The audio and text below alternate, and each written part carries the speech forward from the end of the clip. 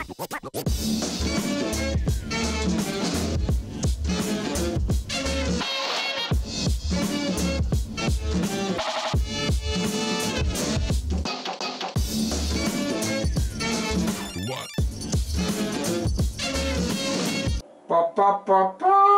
back on. Alright, fellas. Oh, what's it been, 3-4 weeks? Oh, you know what?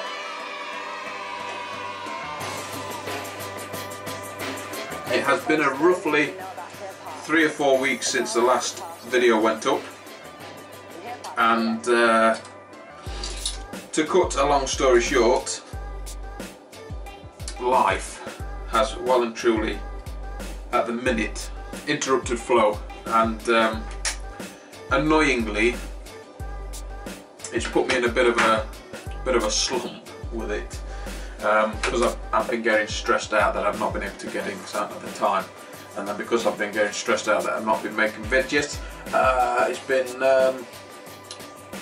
annoying me. It put me in a right slump. So I just took the decision to take a little bit of a tiny little break, and don't fuss, don't worry about it. There's more important things happening. Just because I've had a little bit of time off doesn't mean that I haven't been actually doing stuff in the meantime. So I have actually been doing a few little bits and bobs, and that's why I needed to take this out, the old control panel, and check the input-output of it, because what was that? It's just dropped out of it. Goodness me. So I think the last time I had a slump like this was like 3-4 years ago. It was a long time ago, and I had a break then. But I guess it just catches up with you. Just on it all the time, and then when life gets in the way, it sort of puts you on the back foot a little bit, and you end up getting a little bit of a funk, and I end up having a little bit of a break. But I don't think I've done too bad in the whole time that I've had the channel. But like I said, what we've been doing is concentrating on control panels. I've been asking the missus for bits of the money that she said she'd allow me to have, and she's been giving it me with no hesitation, with a smile on her face, which is worrying me a little bit. But with the funds that's being released, we've actually ordered a control panel box, an enclosure. I actually put a post up on Facebook, so I was struggling to find places to get one from, and Robbie actually put me in the right direction. So we've ordered a steel 400 high by 300 wide by 200mm deep enclosure with a key to lock the door with. So moving away from wood and this look. So with that on order, I then got chatting with Harry, and I was like, look, I've ordered this box. It was 70 quid, and I said I want to know what model PIDs you're running where you've got the manual mode. So at the minute the Rex C100s are a little bit pants for what we're doing, in regards to the fact that they're just switching power and turning power off. So they don't have a manual mode where you can say how much power or how much of an input is going into the elements. They're either fully on or they're fully off at the minute. So I want to do away with that. We want to be able to control manually how much power is going to the elements. So he had a look, and he couldn't find the ones that he'd got. They must have changed the model number. And it turns out that we found possibly some Inkbirds that have a manual mode, and he's ordered one himself. He says, well, if you're not in any rush, I'll order one because I need one for the HLT at work, and when it comes I'll have a good look, and if it's got the manual mode that you want, I'll tell you, and then we can, you know, I can order them. I've also ordered new solid state relays, because these in here have been on like constantly, they've not been off. So I thought, well, for the price of them, they're like £5. So I've ordered new solid state relays, when he's got this PID, this Inkbird PID, and if he says it's a go on the manual mode, then we'll be ordering them. I'm actually going to be running possibly 3 solid state relays for the HLT boil and the mash, because he said, wouldn't it be good, or he said, have you thought about running the pump for the mash through the PID? And I was like, what do you mean? And he says, well, if you had a 3-way switch that operates the water pump, you could either have it on or off, or auto. And the auto would then run through the PID, so when the PID temperature for the mash tun drops, it clicks on the pump that then recircs through the Hermes coil, and when the temperature picks up to what we want, it turns off the pump through the PID. So when we do redesign all this is going, we'll have the little turnkey switches. We'll have like an auto key, so it'll be like a 3-way key for the mash pump. It'll be off.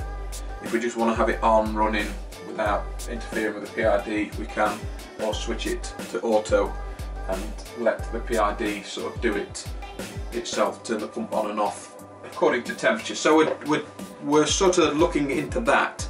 Let me know what you think, because I think that'd be pretty cool.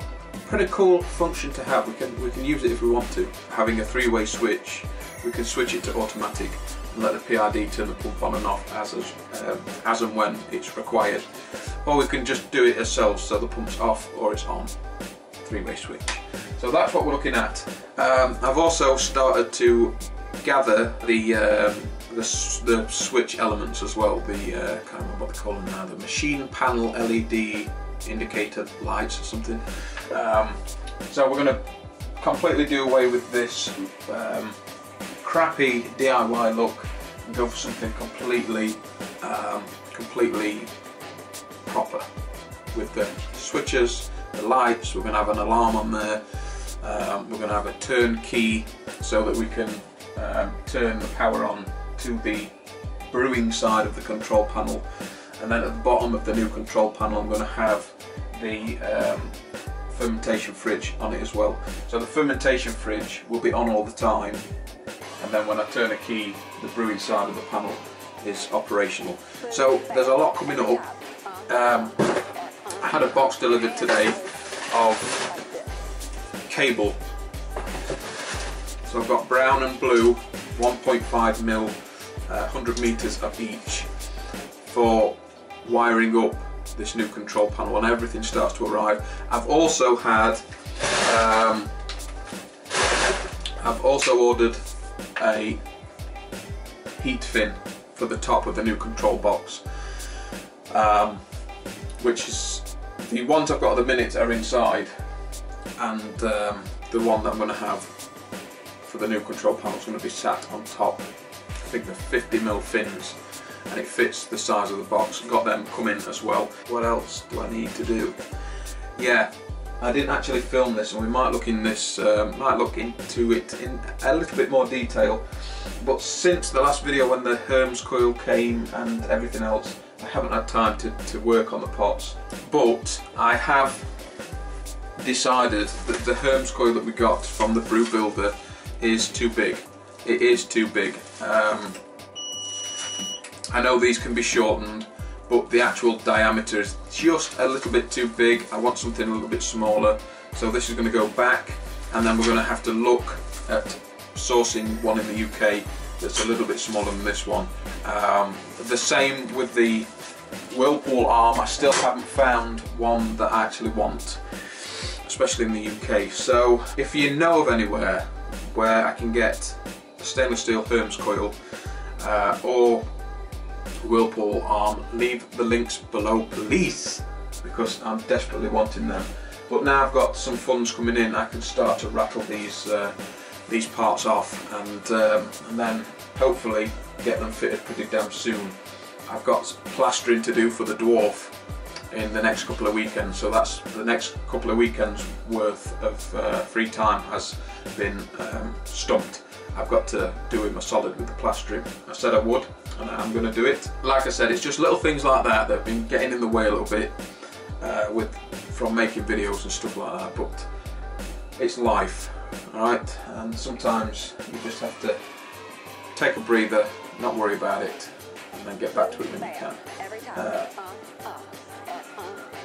But the thing I'm really looking forward to is the Mrs. works weekends, and after April she isn't anymore. So we get the weekends back to get in here and play around with stuff. I'm so bloody excited about that, and the fact that it's not freezing cold anymore. The temperatures are picking up and it's still light outside, just about.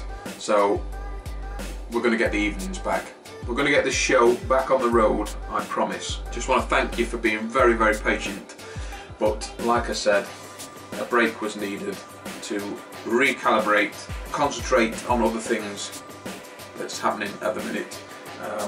But this channel is not going anywhere, don't worry about it. So now I've got this off, I'm going to get in touch with Harry, let him know the schematics, and then we're going to work out whether we need this in the new control panel to work the lights, etc., or whether we need something a little bit more beefier. I don't know. Well, that's it, fellas. That is it. I promise I won't make it too much longer before another video's up, god damn it. But as you can see, things are actually happening. Maybe behind the scenes, but things are buzzing along. I'm going nowhere. That's it, fellas. So as always, don't forget to thumb up Predicus Dorado. Don't forget his like and subscribe if you want something to let the other get all to say. Until next time, I'm out of here.